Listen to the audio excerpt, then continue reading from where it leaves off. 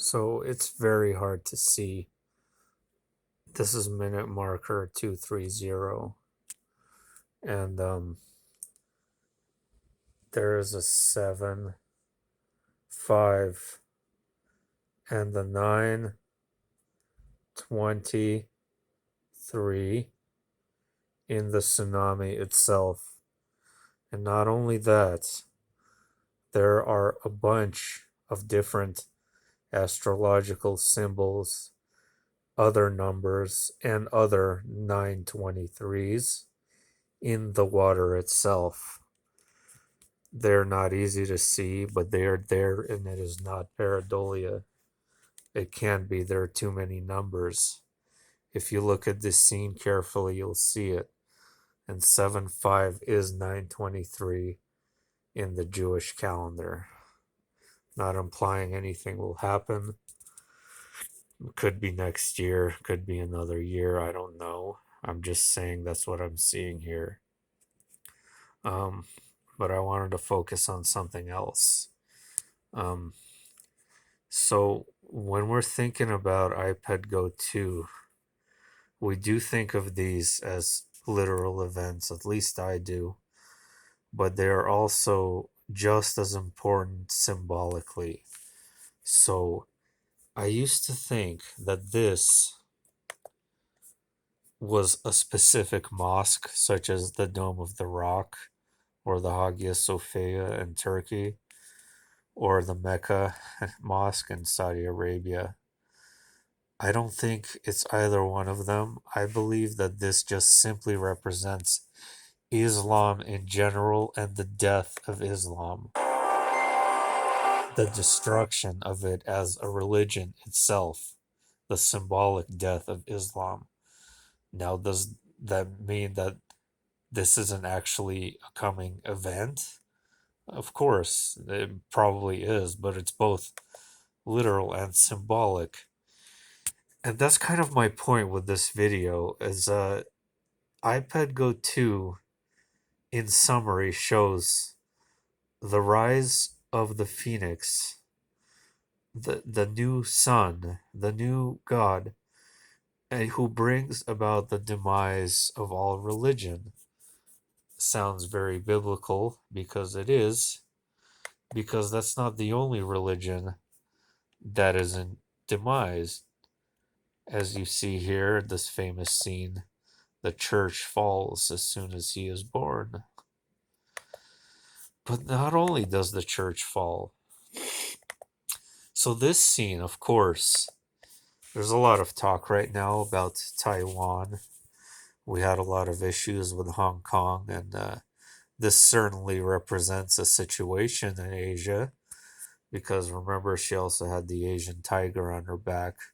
But again, I think it's symbolic of the demise of Eastern religions, of yin and yang. You think of the East, you think of Asia, so you think of the dissipation and disintegration of Buddhism, and there's the Asian tiger right there. Whether it be Taiwan or somewhere else, I don't know. But as he's moving through the cave, he is dissipating all of these constructs and all of these worldviews. And even Hinduism, when a Shiva, excuse me, I don't remember exactly where that scene is. Oh, here we go. So even when she is dancing the dance of destruction to bring about the birth of this new son, this new god.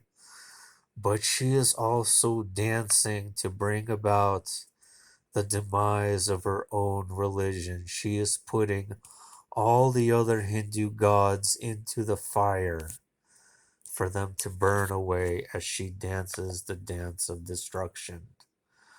All the religions go away as he moves through the tunnel. All the major global religions, and there is also Judaism mentioned. And this is not me, so I wanted to clarify that you have to give credit to J.K. Bugout for finding the connection to Rosh Hashanah and the apple mixed with honey, which is around the time frame that this is supposed to be set in, right? 9/23 is a few days away, assuming that date has any relevance, which, judging from experience, it probably doesn't because we're always wrong. But it might be the wrong year, but even that would be odd because this is clearly a lockdown and this is clearly this year. But the apples and honey are a reference to the Jewish Hebrew holiday of Rosh Hashanah, and you could check out a channel called JK Bugout, one word, where he makes that connection where seemingly no one has ever been able to make before. So after Rosh Hashanah, something opens up. The birth canal opens. I don't know. Um, and then actually, even the scene with the whirling dervish right here. I used to make this connection with Turkey all the time, thinking that Turkey. Well, look, Turkey might be involved. They're doing all kinds of military exercises out there. There's a lot of tension building up with Turkey and other surrounding nations.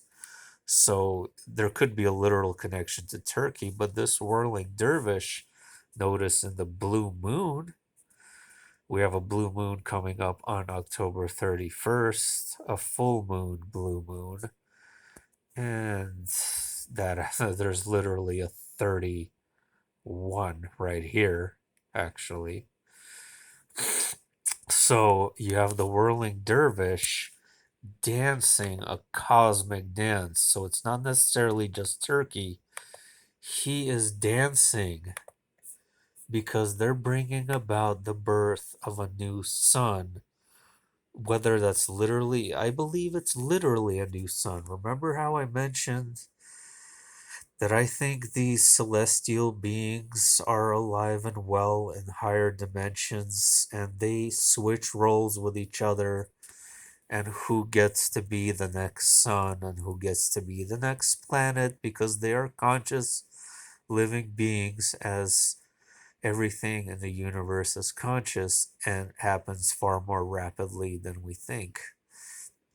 So, is Jupiter becoming a new sun? I know people have talked about that.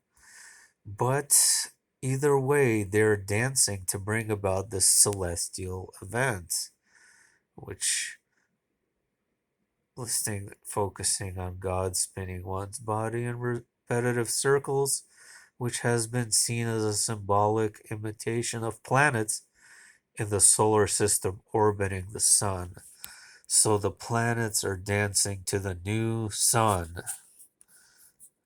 Seems to make sense to me. And the new sun is the phoenix, which is both a literal sun that you see, I guess you could say, birth and explode in the end.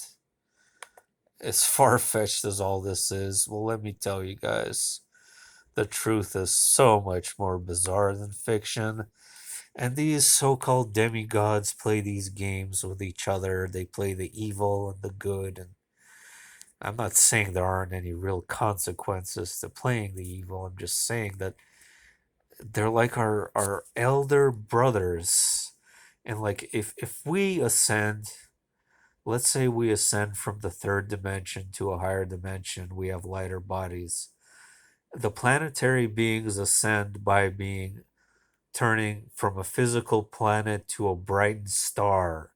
And this is not, I used to think the whole time that this is our sun. I don't think so anymore. I think, hold on. I think this is the birth. This is both an anthropomorphic representation of the birth of the new sun. So this guy and this are both the same. They're both the new sun. being birthed. See, he's coming out of the canal, and actually, it is so hard to see on my crappy telephone. But you see right there, what's that? That's a phoenix bird. He is the phoenix. He is the burning phoenix, like Phoenix, Oregon, rising out of the ashes. It's in Scorpio. I don't know. I don't even know what year it's gonna be in. I'm my time frame, my new time frame is anywhere from now until April 8th, 2024, when the completion of these two eclipses. So this is the um, April 8th, 2024, when the other X and the other one was in August 2017. When that X is complete, I think the birth will be complete by that point. Could it be this year? Certainly.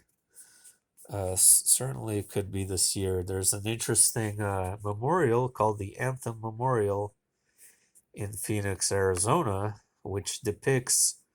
Um, actually, let me show you guys.